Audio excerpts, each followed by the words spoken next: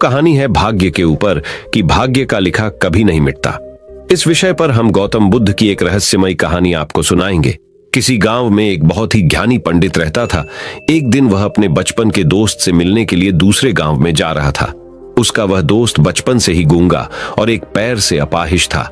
उस पंडित के गांव से उसके दोस्त का घर काफी दूर था। वहां जाने के लिए बीच बीच में कई सारे छोटे छोटे गांव पड़ते थे। पंडित रास्ते में अपनी धुन में चला जा रहा था। चलते चलते उसकी मुलाकात एक व्यक्ति से होती है। वह भी पंडित के साथ चलने लगता है। उस आदमी को देखकर पंडित बहुत खुश हो जाता है। उसने सोचा, चलो अच्छा हुआ, साथ साथ चलने से उसका सफर आसानी से कट जाएगा।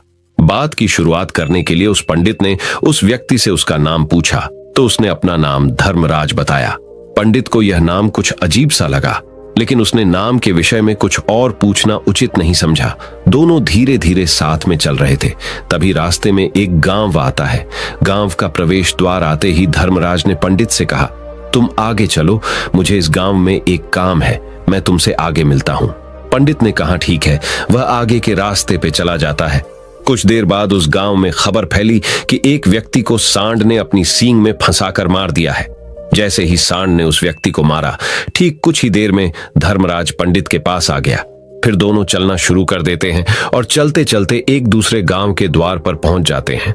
उस गांव के बाहर एक बड़ा और विशाल मंदिर बना हुआ था। वहां पर आराम करने की सुविधा काफी बढ़िया लग रही थी। पंडित के दोस्त का घर अभी वहां से बहुत दूर था और रात भी होने वाली थी।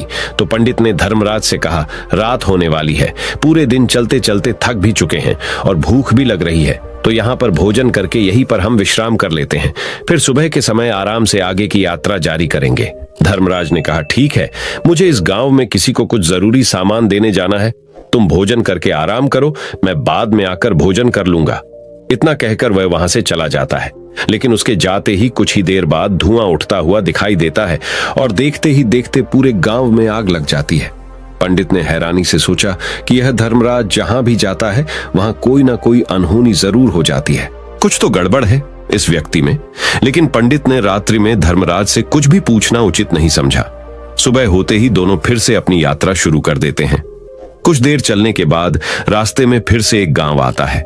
धर्मराज ने फिर पंडित से कहा, आप आगे चलिए, मुझे इस गांव में अपने मित्र से मिलने जाना है, मैं अपने दोस्त से मिलने के बाद आगे रास्ते में मिलूंगा।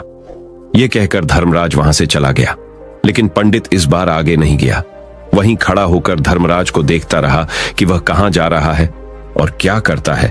तभी थोड़ी देर बाद लोगों की आवाज सुनाई देने लगी कि एक व्यक्ति को सांप ने काट लिया है और उसकी मृत्यु हो गई है। ठीक उसी समय धर्मराज फिर पंडित के पास पहुंच गया। लेकिन इस बार पंडित से रहा नहीं गया और उसने धर्मराज से पूछ ही लिया कि तुम जिस भी गांव में जाते हो वहां कोई ना कोई अनहोनी जरूर हो जाती है, क्या तुम मुझे बता सकते हो ये ऐसा क्यों हो रहा है?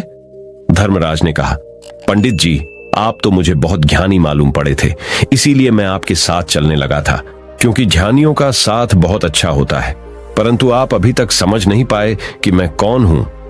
पंडित ने कहा, मैं समझ गया हूं, लेकिन मुझे कुछ शंका है। अगर आप ही अपना उपयुक्त परिचय दे दें तो मेरे लिए आसानी होगी। तब धर्मराज ने जवाब दिया कि मैं यमदूत हूं और यमराज की आज्ञा से उन लोगों के प्राण हरण करता हूं जिनकी उम्र पूरी हो चुकी है। हालांकि पंडित को पहले से ही इस बात की आशंका थी, फिर भी धर्मराज के मुंह से ये बातें सुनकर वह घबरा गया। लेकिन वह हिम्मत करके पूछता है कि अगर तुम सच में यमदूत हो तो मुझे बताओ, अगली मृत्यु किसकी है? धर्मराज ने जवाब दिया, अगली मृत्यु तुम्हारे उसी मित्र की है जिससे तुम मिलने जा रहे हो, और उसकी मृत्यु का कारण भी तुम ही बनोगे। ये बात सुनकर पंडित सहम गया और सोच में पड़ गया कि अगर सच में यह धर्मराज यमदूत हुआ तो उसकी बात भी सच होगी और उसके कारण मेरे बचपन के सबसे अच्छे मित्र की मृत्यु हो जाएगी। तो सबसे अच्छा तो यही होगा कि मैं अपने मित्र से मिलने ही ना जाऊं, कम से कम मैं उसकी मृत्यु का कारण तो नहीं बनूंगा। धर्मराज ने मुस्कुराते हुए कहा, तुम जो सोच रहे हो वो सब मुझे पता है, मगर तुम्हारे अपने मित्र से मिलने ना जाने से नियति नहीं बदल जाएगी। तुम्हारे मित्र की मृत्यु तो निश्चित है और वह अगले कुछ ही पलों में घटित होने वाली है। महाकाल के मुंह से ऐसी बातें सुनकर पंडित को झटका लगा, क्योंकि महाकाल ने पंडित के मन की बातें पढ़ ली थी, जो कि एक सामान्य व्यक्ति के लिए संभव नहीं है। अब पंडित को विश्वास हो गया कि यह धर्मराज सचमुच में यमदूत ही है। जब पंडित को यह पूर्ण विश्वास हो गया कि धर्मराज जी यमदूत है तो वह घबरा गया। वह अपने मित्र की मृत्यु का कारण नहीं बनना चाहता था, इसलिए वह पलटकर अपने गांव की तरफ वापस जाने लगा। लेकिन जैसे ही पंडित वापस जाने के लिए मुड़ा, उसने देखा कि उसका मित्र तेजी से उसकी तरफ चला आ रहा है, जो कि पंडित को देखकर अत्यंत प्रसन्न दिखाई पड़ रही थी। अपने मित्र के आने की गति को देखकर पंडित को ऐसा लगा कि जैसे उसका मित्र काफी देर से उसका ही पीछा कर रहा है, लेकिन वह बचपन से ही गूंगा था और एक पैर से लंगड़ा भी था, इसलिए ना तो वह पंडित को आवाज देकर रोक पाया था और ना ही उस तक पहुंच पा रहा था। लेकिन जैसे ही वह पंडित के पास पहुंचा, अचानक ही जमीन पर गिर पड़ा और उसकी मृत्यु हो गई। पंडित हक्का बक्का होकर धर्मराज की ओर देखने लगा, जैसे कि वह पूछना चाह रहा हो कि आखिर क्या हुआ। धर्मराज पंडित के मन में उठ रहे प्रश्नों को समझ गया और बोला, तुम्हारे मित्र ने पिछले गांव में ही तुम्हें देख लिया था और मैं वहीं से ही तुम्हारा पीछा कर रहा था, लेकिन गूंगा और लंगड़ा होने की वजह से वह तुम तक नहीं पहुंच पाया। उसने अपनी पूरी ताकत लगाकर तुम तक पहुंचने का प्रयास किया, लेकिन बुढ़ापे में बचपन जैसी ताकत नहीं होती, इसलिए हार्ट अटैक होने के कारण उसकी मृत्यु हो गई, क्योंकि वह तुमसे मिलने के लिए अपनी सीमाओं को तोड़कर तुम्हारे पीछे भाग रहा था। इसलिए अपने मित्र की मृत्यु का कारण भी तुम ही कहलाओगे। अब पंडित को पूर्णतः विश्वास हो गया था कि धर्मराज एक यमदूत है और उसका कार्य जीवों के प्राण हरना है। लेकिन पंडित एक ज्ञानी व्यक्ति था। वह यह भी जानता था कि मृत्यु पर किसी का वश नहीं है, सबको एक ना एक दिन मरना ही है। यही सोचकर उसने अपने आप को संभाल लिया।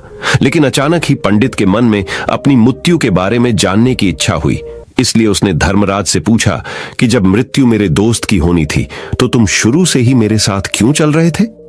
यह प्रश्न सुनकर धर्मराज जोर से हंसा और बोला, मैं तो हर पल हर क्षण सभी के साथ चलता हूं, किंतु लोग पहचान नहीं पाते, क्योंकि लोगों के पास अपनी समस्याओं के अलावा किसी और व्यक्ति, वस्तु या घटना के बारे में सोचने, समझने या उसे देखने का समय ही नहीं होता। पंडित ने कहा, तो क्या तुम ये बता सकते हो कि मेरी मृत्यु कब, कहां और कैसे होगी? महाकाल ने कहा, हालांकि किसी भी सामान्य जीव के लिए अपनी मृत्यु के बारे में जानना ठीक नहीं है, क्योंकि कोई भी जीव हो वो अपनी मृत्यु के बारे में जानकर बहुत दुखी हो जाता है। हालांकि तुम ज्ञानी व्यक्ति मालूम पड़ते हो और तुमने जिस तरीके से अपने मित्र की मृत्यु को सहन कर लिया है, उसे देखकर लगता है कि तुम अपनी मृत्यु के बारे में जानकर भी दुखी नहीं होगे।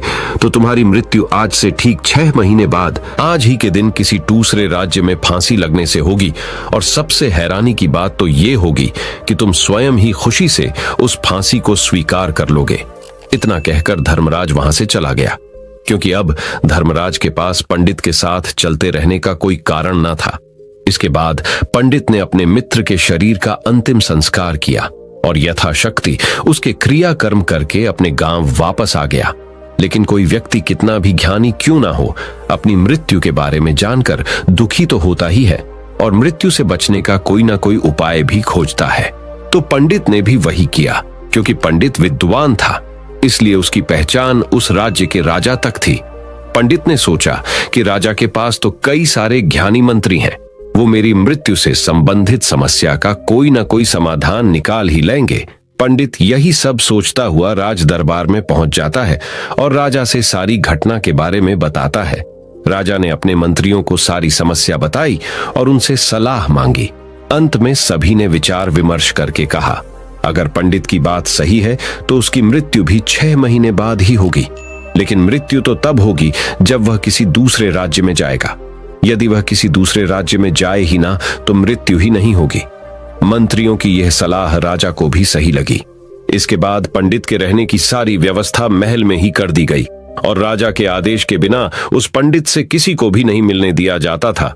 लेकिन पंडित कहीं भी आ जा सकता था ताकि पंडित को ये ना लगे कि वो राजा की कैद में है। परंतु पंडित डर के मारे स्वयं ही कहीं आता जाता नहीं था।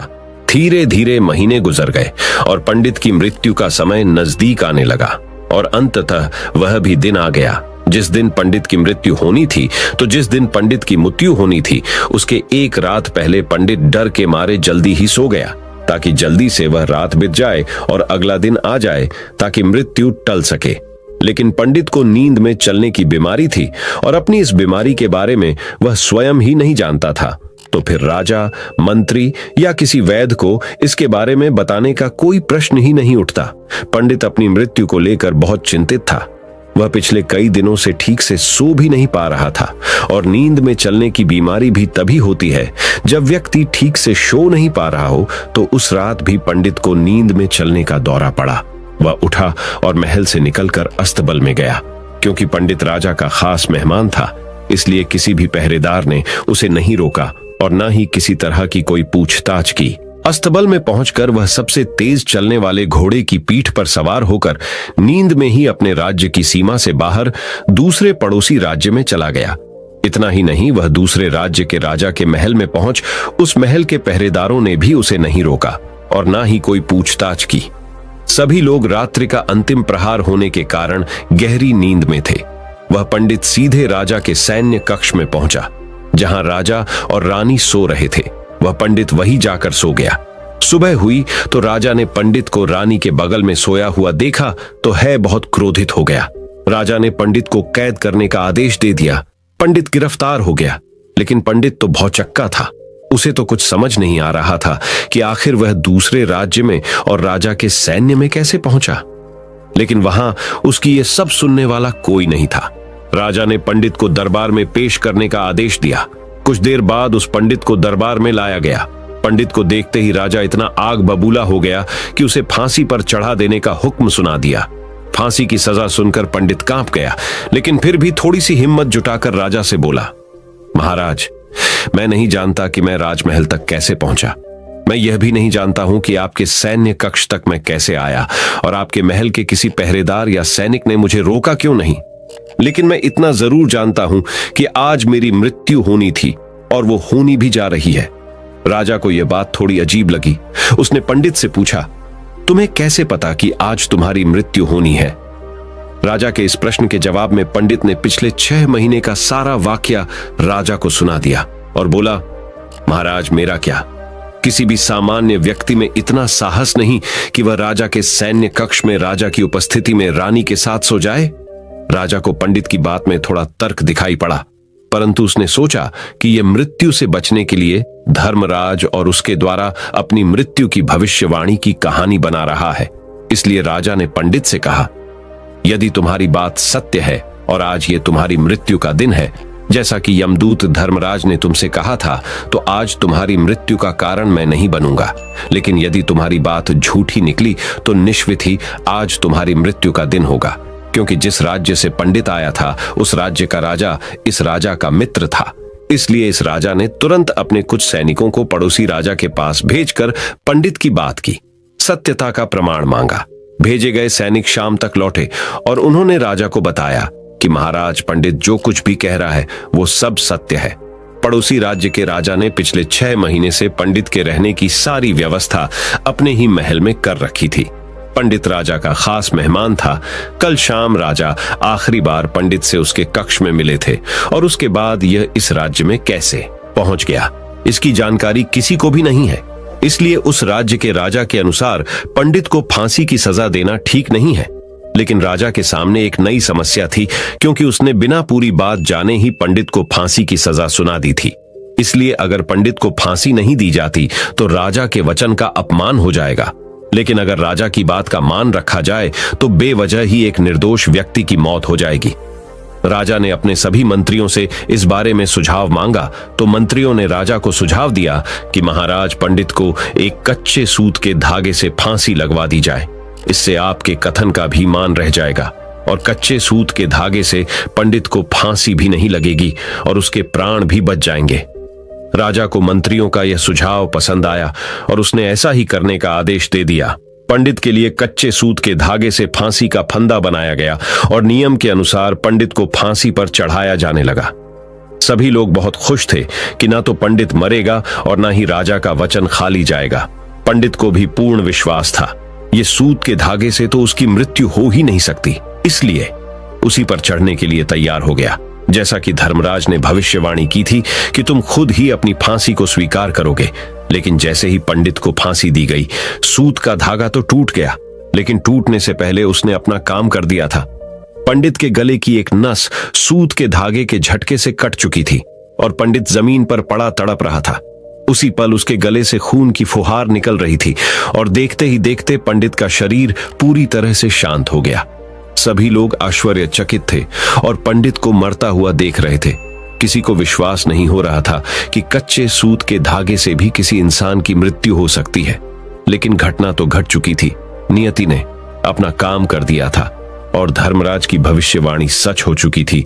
श्रीमद् भागवत गीता में भगवान श्री कृष्ण ने कहा है, जो होना होता है वो होकर ही रहता है। हम चाहे कितनी ही सावधानी बरतें, कितना ही उपाय कर लें, लेकिन घटना और घटना की पूरी प्रणाली पहले से ही तय होती है, जिसे हम थोड़ा सा भी इधर उधर नहीं कर सकते हैं। दोस्तों, शायद इसीलिए ईश्वर ने हमें भविष्य जानने की क्षमता नहीं दी है, ताकि हम अपने जीवन को ज्यादा बेहतर तरीके से जी सकें। और यही बात उस पंडित पर भी लागू होती है। अगर पंडित ने महाकाल से अपनी मृत्यु के बारे में ना पूछा होता तो 6 महीने तक राजा के महल में कैद रहकर डर डर कर जीने की बजाय ज्यादा बेहतर जीवन जीता। तो दोस्तों, उम्मीद करता हूं आपको इस कहानी से एक अच्छी सीख मिली होगी। ये कहानी आपको कैसी लगी हमें कमेंट बॉक्स में कमेंट करके जरूर बताएं और इस वीडियो को अपने दोस्तों के साथ जरूर शेयर करें ताकि उन्हें भी इस कहानी से कुछ सीखने को मिल सके। धन्यवाद। नमो बुद्धाय।